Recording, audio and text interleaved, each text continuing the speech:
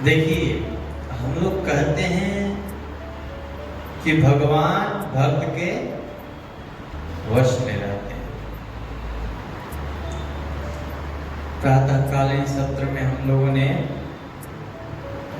माधव दास जी महाराज की कुछ चरित्र को श्रवण किया। याद है आप लोगों को? जो प्रातः काल में आए थे हमको याद है।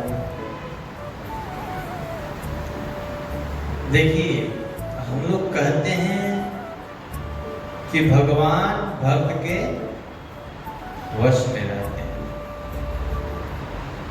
भगवान भक्त के वश में रहते हैं। वश में करने के लिए भी कुछ चाहिए होते हैं। ऐसे थोड़ी सबके वश में हो जाएंगे, हैं? वश में करने के लिए भी अपने अंदर वो ताकत और क्षमता होनी चाहिए। रथ के घोड़े वश में कैसे रहते हैं? उस घोड़े पे एक लगाम लगा रहता है, उस लगाम को हम पकड़े रहेंगे तब तक वो घोड़े वश में रहेंगे। वैसे ही कहते हैं कि मुझे वश करने के लिए तुम्हारे पास एक रस्सी होना चाहिए, जिस रस्सी से तुम बांध कर मेरे को अपने वश में किए रह सकते हो। यदि मुझे वश में करना है तो भक्ति रूपी रस्सी होनी चाहिए। यदि भक्ति नहीं है तो फिर मैं वश में नहीं। और देखिए, भगवान नारायण भक्त के मान रखने के लिए अपना अभिमान त्याग देते हैं। इसका प्रातः काल हम लोगों ने सुंदर उदाहरण देखा। माधव दास जी ने कहा कि जा तेरे घर में पोता होगा, उनकी कृपा हो गई और उस माई के घर में पोता हुआ। ना जाने किस संत का कब दृष्टि आप पर पड़ जाए और आपका उद्धार हो जाए, आपको ही पता नहीं। क्योंकि सबका बात टाल देंगे भगवान, संत और ब्राह्मणों का बात कभी टालते नहीं। यदि एक बार इन्होंने जो कह दिया तो भगवान भी नहीं टालते। ऐसा ही महाभारत में प्रसंग आता है कि जब भगवान श्री कृष्ण ने प्रतिज्ञा लिया कि महाभारत में एक पक्ष से मैं लड़ूंगा और एक पक्ष से मेरी नारायणी सेना, और मैं ऐसे लड़ूंगा बिना अस्त्र शस्त्र के। मैं युद्ध में अस्त्र शस्त्र ग्रहण नहीं करूंगा। दुर्योधन आकर के भीष्म पितामह से बताया कि महाराज मैं गया तो था कृष्ण के पास उसको लेने के लिए, लेकिन उन्होंने अपने आप को दो भागों में विभाजित कर दिया। एक तरफ कहते हैं कि मैं निहत्था रहूंगा और एक तरफ मेरी पूरी नारायणी सेना रहेगी। तो मैंने भी देखा, चलाकी कर दिया। मैंने भी उस निहत्था कृष्ण को छोड़ करके और उसकी नारायणी सेना मांग ली। भीष्म पितामह समझ गए इस दुष्ट का मति तो पहले से ही मारी गई थी, अब अधिक मर गई है। और भगवान श्री कृष्ण के माया को प्रणाम करते हैं भीष्म पितामह कि धन्य हो केशव, क्या आपने लीला रची है। इस दुष्ट को इतना समझ में नहीं आया कि लेना क्या है हमें।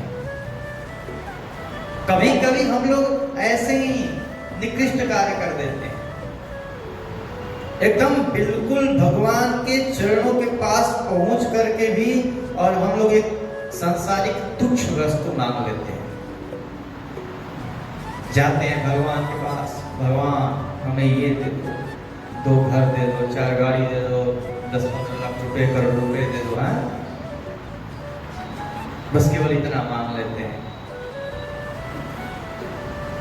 क्या फायदा ये मांगने से?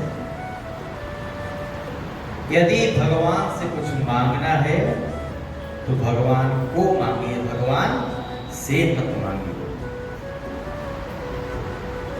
अरे जो आपके हृदय में वो सब भगवान जानते हैं।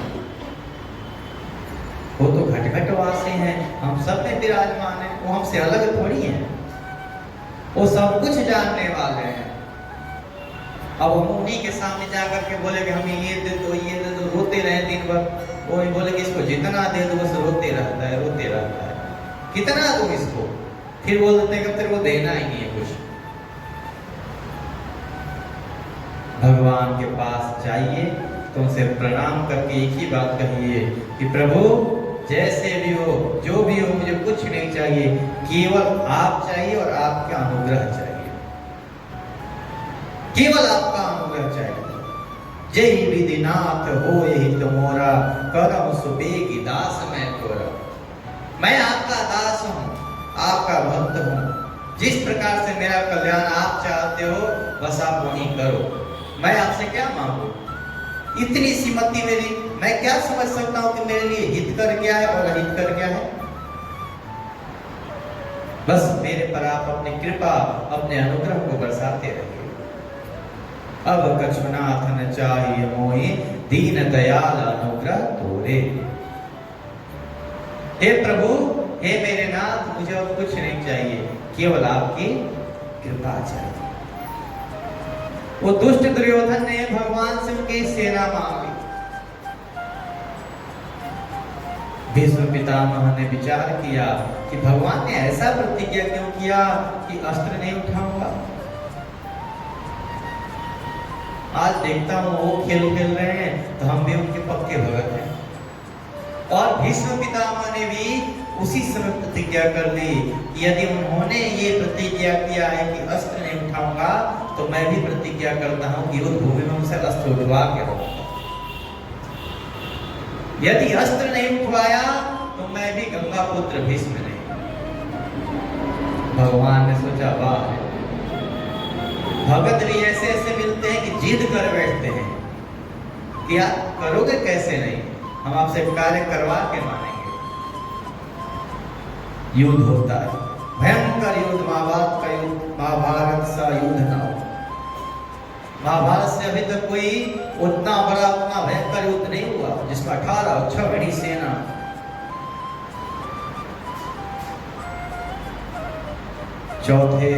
लगभग चौथे दिन के बाद प्रातः काल से ही भीष्म पितामह पांडवों के सेना को मार मार कर समाप्त करते जा रहे हैं।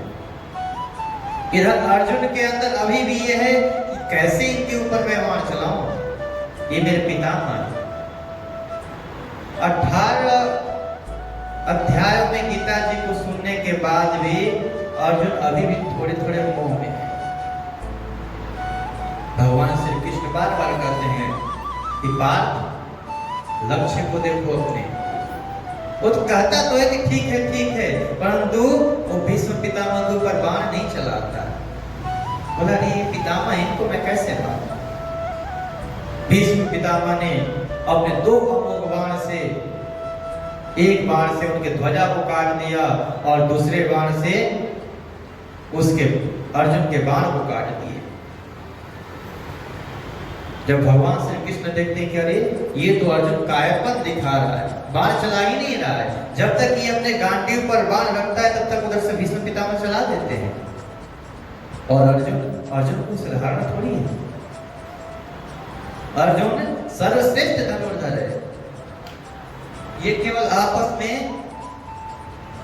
उनको अपने ममता के अंदर समेटे हुए है कि अरे ये तो पितामह हैं, इनके गोद में मैं खेला हूं, इनको बाण से कैसे भेज दूं। भीष्म पितामह आज सोच लिए कि आज तो माधव से अस्त्र उठवा ही देना है। बाणों के बरसात करने लगे। ना जाने अर्जुन के कितने सारे रथ को तोड़ दिए और उन्होंने एक बाण ऐसा मारा कि एक गोविंद के इस बाजू में और एक इस बाजू में आकर के लग गया। गोविंद के जब बाजू में लगा, पूरा हाथ लथपथ खून से हो गया है। अर्जुन देख करके भी फिर भी अभी मुंह में फंसा हुआ है। भगवान बोले कि ये ऐसे नहीं मानेगा। तुरंत रथ से उतरे और बोले पार्थ, तुम कायर बने रहो, मैं ये धर्म युद्ध लड़ रहा हूँ। आज जो तुम्हारे रथ के सामने बैठा हूँ, रथ के आगे बैठा हूँ, ये मत समझना कि तुम मेरे बुआ के पुत्र हो इसलिए बैठा हूँ ना। ये धर्म युद्ध है इसलिए मैं बैठा हूँ। तुम इन भीष्म पितामह को नहीं मारोगे तो मैं मारूंगा। धर्म की रक्षा के लिए यदि किसी को भी समाप्त करना पड़े तो उसको कर देना चाहिए। और भगवान श्री कृष्ण रथ से उतर करके और वहीं रणभूमि में एक रथ का पहिया पड़ा हुआ है, उस पहिए को उठा करके और जोर से घुमाए हैं, इतना तीव्र से घुमाए हैं कि मानो ऐसा लग रहा है कि भगवान के हाथ में सुदर्शन चक्र आ गया हो। भीष्म पितामह देखे कि बस जो मैंने प्रतिज्ञा की थी वो अब पूर्ण हो गई। उन माधव, उन गोविंद को भी मैंने रणभूमि में उतार दिया और तुरंत अपना धनुष रख करके कहे, आओ माधव, मैं तो चाहता ही हूं कि आपके हाथों से मेरा उद्धार समाप्त कर दो। अर्जुन ने देखा ये तो अन्याय हो जाएगा, क्योंकि गोविंद ने ये प्रतिज्ञा किया है कि मैं रणभूमि में अस्त्र नहीं उठाऊंगा, और इन्होंने यदि भीष्म पितामह पर ये अस्त्र चला दिया तो ये धर्म नहीं है, धर्म हो जाएगा। तुरंत अर्जुन गोविंद के चरण को पकड़ लेता है, कहता है क्षमा करो गोविंद, अब से मैं इनके अंदर अपने पितामह को नहीं देखूंगा, अब इनके अंदर सामने वाले शत्रु पक्ष के सेनापति को देखूंगा और इनसे वैसे ही युद्ध करूंगा जैसे एक शत्रु से किया जाता है। आप हम पर कृपा करें, नहीं तो ये लोग, ये संसार मुझे पापी समझेगा कि मैं आपके साथ होकर के भी और ये अधर्म होते देखा। हे नाथ, आप कृपा करके यह अधर्म न करिए। भगवान श्री कृष्ण तुरंत शांत हो गए और अर्जुन को सारी बात बताए कि अर्जुन, ये मैं कोई क्रोध नहीं कर रहा था, ये तो भीष्म पितामह की एक प्रतिज्ञा थी, उसी प्रतिज्ञा को पूर्ण किया। जिस दिन मैंने प्रतिज्ञा किया था कि मैं अस्त्र नहीं उठाऊंगा, उसी दिन इन्होंने भी प्रतिज्ञा कर लिया कि मैं अस्त्र उठवा करके रहूंगा। अरे मेरा मान टलता है, टल जाने दो। मेरे को अब कीर्ति लगती है तो लग जाने दो, परंतु मेरे भक्त का मान कभी टलना नहीं चाहिए। ये है परमेश्वर। यदि सच्चे मन से हम उन परमेश्वर को चाहेंगे तो अपने सारे नियमों को तोड़ करके वो परमेश्वर आते हैं। वेद भगवान को कहता है कि भगवान कैसे हैं? अपौरुषेय हैं, अजन्मा है, अविनाशी हैं, निर्विकार हैं, निर्लेप हैं। ऐसे भगवान का स्वरूप का वर्णन वेद भगवान करते हैं। ये सब वेद क्या है? एक भगवान का नियम है। वेद भगवान ने नियम बना रखा है हमारे लिए कि क्या क्या करना है, क्या क्या नहीं करना है।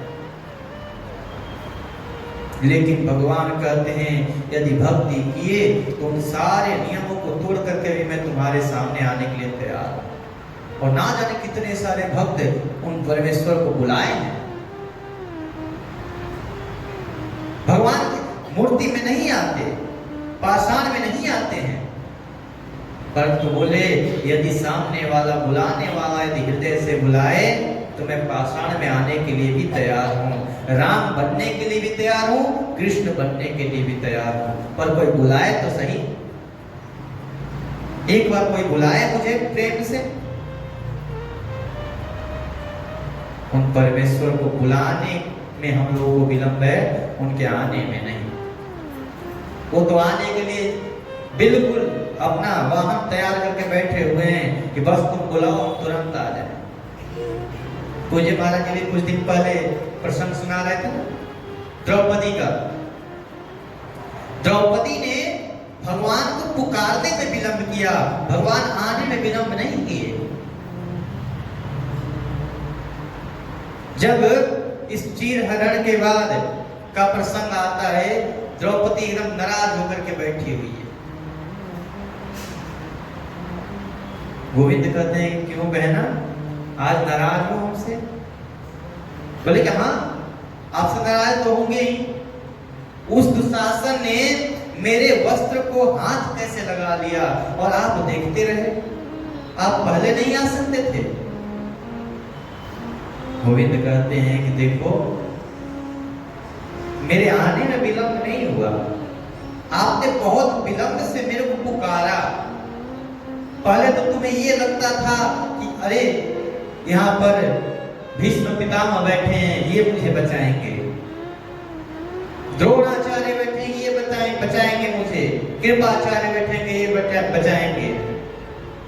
और तो और मेरे 5 पांडव मेरे पति बैठे हैं, सर्वश्रेष्ठ धनुर्धर अर्जुन, गदाधर भीम, इतने बलशाली, इनके रहते रहते मुझे कौन छू सकता है?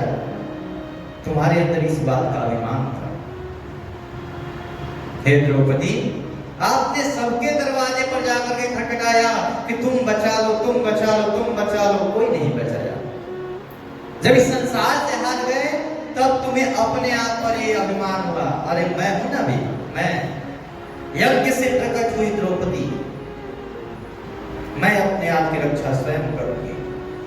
और जब दुशासन आपके वस्त्र को खींच रहा था तो आप अपने वस्त्र को पकड़ के रखे थे।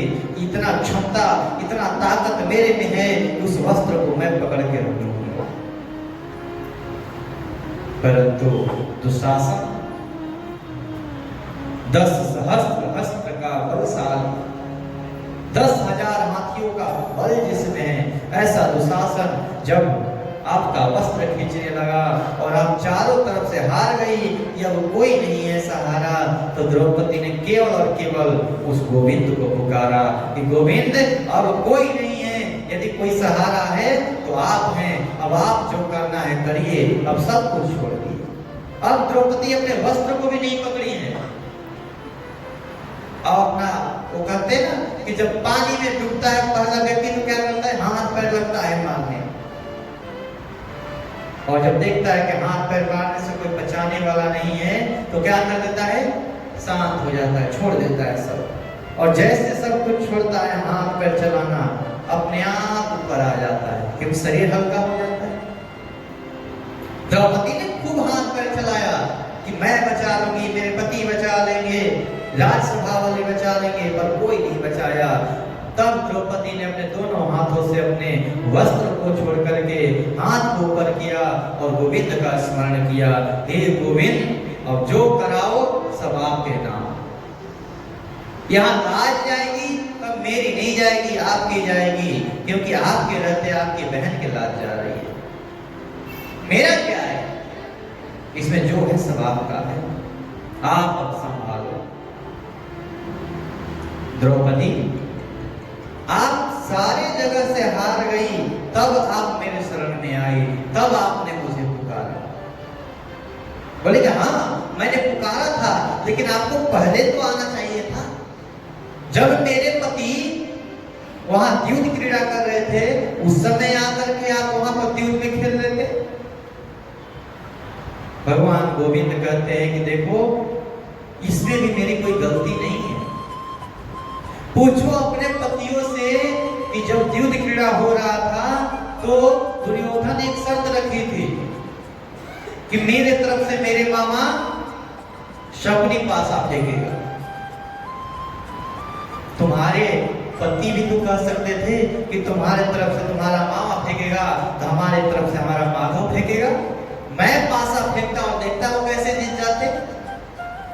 और जब चाल चलने की बारी आई तब तो मुझे याद नहीं किया, उसमें मेरी क्या गलती है? मैं तो ये सोचता हूँ, मैं इंतजार में रहता हूँ कि सामने वाला मुझे बुलाए, एक बार पुकारे, यदि मैं नहीं आया तब फिर कहना मुझे। भगवान आने के लिए तैयार हैं, परंतु हम बुलाने के लिए तैयार नहीं हैं। और वास्तविक बात यही है, जब हम पूरे संसार में हर जगह से थक जाते हैं ना, तब हमें भगवान याद आते हैं, भगवान का द्वार याद आता है। मैंने कल के प्रसंग में बताया था कि भगवान के 4 प्रकार के भक्त होते हैं भजने वाले। चतुर्विधा भजन्ते माम, 4 प्रकार से लोग भजते हैं। और उसमें से कौन कौन है? आर्तो, जिज्ञासु, अर्थार्थी, ज्ञानी च भरतर्षभ। प्राप्त केवल 2 ही प्रकार के हो रहे हैं आजकल संसार में, ये 2 आगे वाले तो कोई नहीं है। जिज्ञासु और ज्ञानी कोई नहीं, वो बिरला ही कोई हजारों में से एक हो गया तो हो गया, नहीं तो सब आर्त हैं, यानी कि हर जगह से हार कर भगवान के शरण में आए हुए हैं, और नहीं तो फिर अर्थार्थी है। भगवान 10 करोड़ दो तो 10 रुपए का लड्डू चढ़ाऊंगा। यही 2 प्रकार के भगत मिल रहे हैं। आप हमें इतना दे दो तो हम आपको इतना सा दे देंगे। भगवान से ही ऐसे ऐसे योजना बना रहे हैं हम लोग। पहले ही भगवान को समर्पण कर देना है। हम जब गिर गए हैं तब भगवान को बुलाते हैं, भगवान उठा लो। अरे पहले ही हम बुला लेंगे तो भगवान गिरने ही नहीं देंगे, उठने की नौबत ही नहीं आएगी। अरे गिरेंगे तब ना जब कोई सहारा ना हो। जैसे ही पैर फिसला और हम गिरने का कोशिश किए तब तक सामने हमारे साथ में हमारा मित्र है ना, तुरंत हाथ पकड़ लेगा। अरे ऐसे कैसे गिर देगा, गिरने नहीं देगा। उस परमेश्वर का चिंतन करिए। वो परमेश्वर इतना आसानी से नहीं है कि अंत समय में बस केवल याद आ जाएगा। हम लोग सोचते हैं ना कि जीवन भर भजेंगे नहीं उस प्रभु को, बस अंत समय में एक राम ही तो कहना है। लोग यही ठान कर बैठे रहते हैं कि राम ही तो कहना है, कह देंगे आखिरी में, अंतिम में कह देंगे, पर नहीं आता। जन्म जन्म तक मुनि लोग यत्न करके थक जाते हैं, परंतु अंत में राम नहीं आता, क्योंकि ये मन चंचल है। अरे जीवन भर तो इस माया में लगा रहा, अंत समय में राम कहां से आएंगे। और कहते हैं यदि इस मन को अपने वश में करना है तो दो चीज है। यदि इस चित्त को एकाग्र करना है तो बस केवल और केवल दो चीज है, अभ्यास वैराग्याभ्याम तन्निरोधः। इसको वश में करना है, अभ्यास करिए। वैराग्य यानी कि सांसारिक वस्तुओं से लगाव कम, ये रखेंगे तो भी भगवान ही प्राप्त होंगे। और भगवान गीता जी में भी कहते हैं कि अभ्यासेन तु कौन्तेय वैराग्येन च गृह्यते। घर में ही मुझे प्राप्त किया जा सकता है, इसके लिए वन में पहाड़ों में जाने की कोई आवश्यकता नहीं है। अभ्यास और वैराग्य से। अभ्यासेन तु कौन्तेय, हे अर्जुन, अभ्यास के द्वारा और वैराग्य के द्वारा मुझे घर में ही प्राप्त किया जा सकता है, अपने मन को वश में करके। मैं जानता हूं कि ये मन बहुत चंचल है। चंचलम ही मनः कृष्ण प्रमाथि बलवत्तृढम्। अर्जुन कहता है प्रभु ये मन इतना आसान है कि वश में करना। अब बार बार कह रहे हो कि मन को वश में करो, वश में करो, वश में करो। वायु रीवश दुष्करम, ये वायु के जैसा दुष्कर है इसको वश में करना। वायु को कोई पकड़ सकता है? नहीं पकड़ सकता। वैसे मन को वश में करना बिल्कुल वायु को पकड़ने के जैसा है। अरे ना चाहते हुए भी एकदम मत देता है ये मन। अरे ऐसे कैसे नहीं काम करेगा, कर कर कर जबरदस्ती करवा देता है हमसे। भगवान कहते हैं कि इतना आसान थोड़ी है कि इसको बस में कर लोगे, समय लगेगा, धीरे धीरे होगा। धीरे धीरे प्रयत्न करते रहो, प्रयत्न करना छोड़ना नहीं है। कहने का अर्थ है बंधुओं कि भगवान का स्मरण हम निरंतर करते रहें। यदि हम अनाश्रित हो करके और भगवान के शरण में रहेंगे तो हमारे योग क्षेम वहां में हम हमारी योग और क्षेम की रक्षा वो स्वयं करेंगे। हमें कुछ करने की आवश्यकता नहीं है। हम जो कर्म करेंगे वो उनके आश्रित होकर के करेंगे तो सही ही कार्य होगा। कहने का ये नहीं है कि बस भगवान को सौंप दे तो कुछ कर्म ही ना करें। सब कर्म होगा, परंतु अब उनके आधार पे होगा। वो जैसा चाहेंगे वैसा ही यहाँ पर आएगा, हम वैसा ही कर्म करें।